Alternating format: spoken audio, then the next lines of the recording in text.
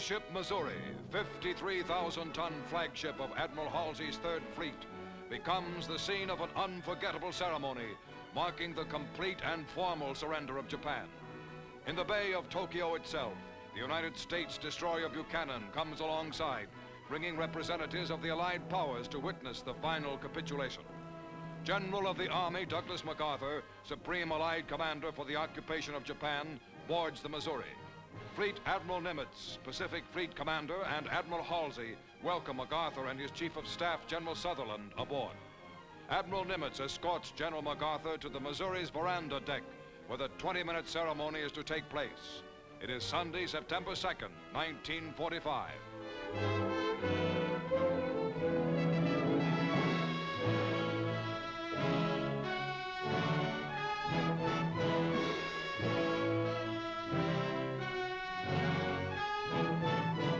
Cameramen and reporters of many countries record this historic moment as United Nations military leaders crowd aboard the Missouri and examine souvenir cards bearing the Japanese flag, special mementos of the occasion.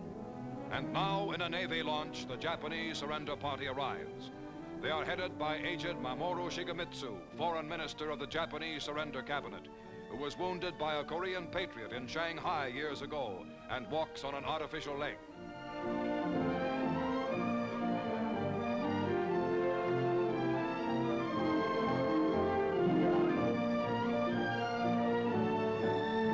The Japanese delegation lines up on the opposite side of the surrender table from the Allies.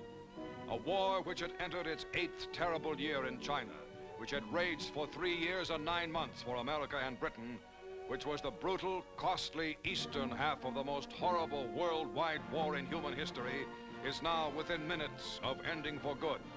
General MacArthur speaks.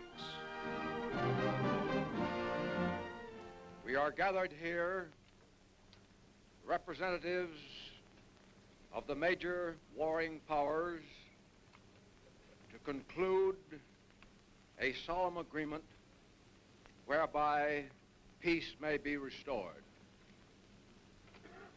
The issues involving divergent ideals and ideologies have been determined on the battlefields of the world, and hence are not for our discussion or debate.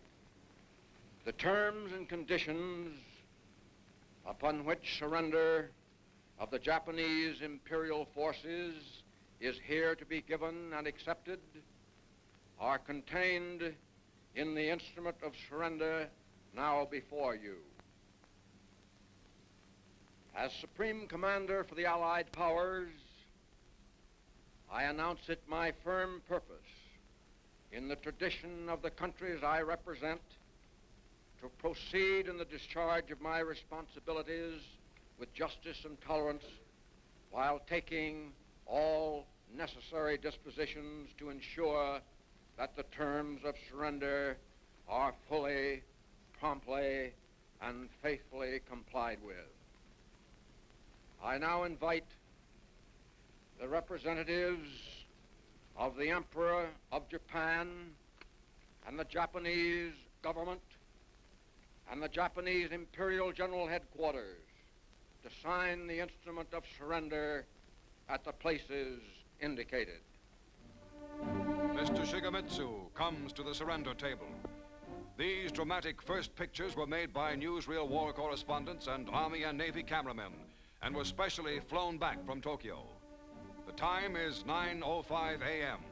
The Japanese have been on board exactly 10 minutes.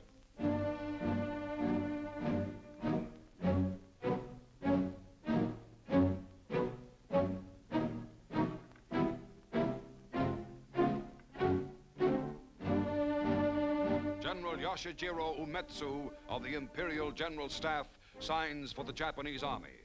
The surrender documents by which Japan agrees to lay down arms completely and to obey all Allied orders issued by General MacArthur were printed by the Army on rare parchment found in a basement in ravaged Manila.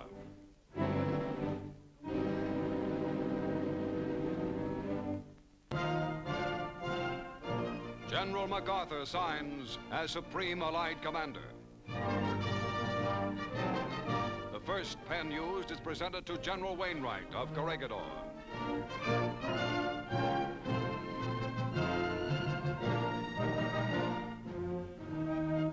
The second pen to British General Percival, commander at the surrender of Singapore.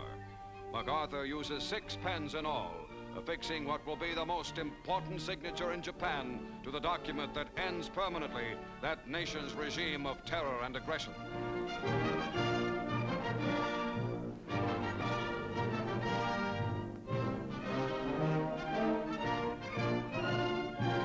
For the forces of the United States itself, Admiral Chester Nimitz signs. Behind Nimitz are the Third Fleet's Admiral Halsey and Admiral Sherman, famed amphibious commander.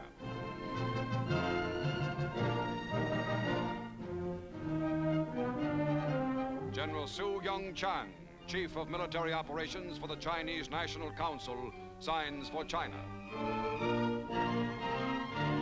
Admiral Sir Bruce Fraser, commander of the British Pacific Fleet for the United Kingdom. Lieutenant General Kumza Nikolaevich Derevyanko for Soviet Russia.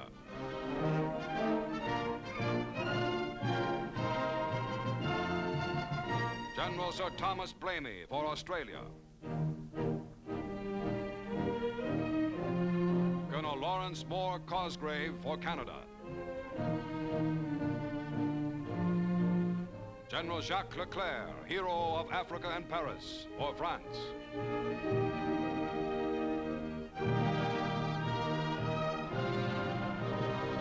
Admiral C.E.L. Helfrich for the Netherlands. Air Vice Marshal L.M. Issett for New Zealand.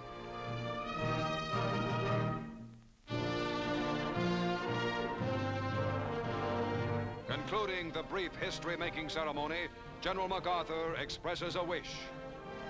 Let us pray that peace be now restored to the world, and that God will preserve it always. These proceedings are closed. Swarms of United States aircraft fly in formation overhead as the ceremony ends. The final United Nations victory has been won. The war is over. Peace is here.